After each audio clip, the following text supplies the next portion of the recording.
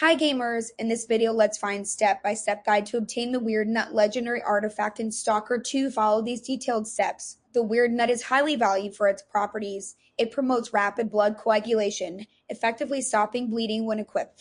The artifact does not cause radiation damage and offers health regeneration over time. It is worth 80,000 coupons, making it a valuable item for trade or personal use. In gameplay steps to acquire the Weird Nut, first reach out to cooling towers. Start from the Sled Heap settlement and head northeast towards the cement factory region. Look for the tall cooling towers, specifically one with a bright spot indicating the fire whirl anomaly. Next, approach the fire whirl. As you get closer, you'll see a large flaming tornado. Be cautious as it expands and contracts, creating deadly zones around it. Next, climb to access the artifact. Locate a metal tower with a ladder on its southern side.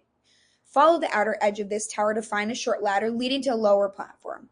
Wait for the fire whirl to subside before climbing up this ladder, and ascend another longer ladder to reach a higher platform.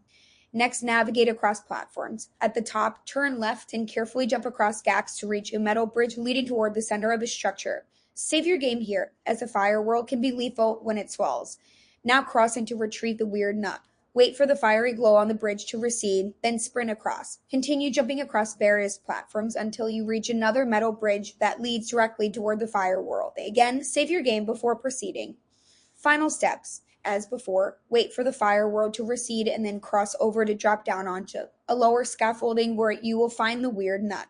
Collect it quickly and retrace your steps back down safely. That's it for the video. Hope you got value from this. Thank you.